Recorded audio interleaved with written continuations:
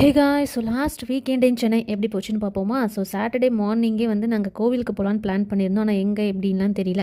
So evening ஒரு 4 o'clock போல் ready ஆகிட்டு car எடுக்கிறதுக்கு முன்னாடி ஃபோட்டோஸ் வீடியோஸ் எல்லாமே எடுத்துட்டு குன்றத்தூர் முருகன் கோவிலுக்கு போகலான்னு சொல்லி கிளம்பிட்டோம். கோவிலுக்கு போய் ரொம்ப நாள் ஆச்சு. மோஸ்ட்லி இந்த விசேஷ நாள் ஏதாச்சும் வந்தால் மட்டும்தான் கோவிலுக்கு போகலாம் அப்படின்னே தோணும். ஆனால் அந்த கூட்டத்தில் வந்து குழந்தைய கூட்டிகிட்டு எப்படி போகிறது அப்படின்னு தயக்கப்பட்டுட்டு வீட்லேயே வந்து குளிச்சுட்டு சாமி கும்பிட்டுட்டு அப்படியே விட்டுருவோம்.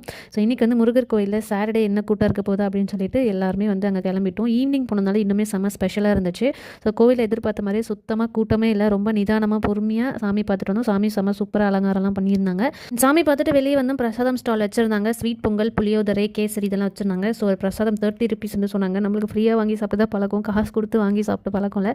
ஸோ இங்கே வந்து எல்லாமே காசு கொடுத்து வாங்குற மாதிரி இருந்துச்சு. ஸோ நாங்கள் வந்து புளியோதரை, ஸ்வீட் பொங்கல் சாப்பிட்டு ஒரு குட்டி ஷாப்பிங் போட்டோம். பெருசாக கடத்தெருவில் இருந்ததை நாங்கள் வாங்கிட்டு வந்தோம். அப்புறம் கோவிலுக்கு பின்னாடி வியூ வந்து செம்ம சூப்பராக இருந்துச்சு. அந்த சன்செட் ஆகிற டைமில் அதை அப்படியே ஃபோட்டோஸ் வீடியோஸ்லாம் எடுத்துகிட்டு அதுக்கப்புறம் காரப்பொரி வச்சுருந்தாங்க. ஸோ எல்லாருமே வாங்கி ஷேர் பண்ணி சாப்பிட்டு அடுத்து திருநீர் மலைன்னு சொல்லிட்டு இன்னொரு கோவில் போகிறோம். அதை நெக்ஸ்ட் வீடியோவில் காட்டுறேன்.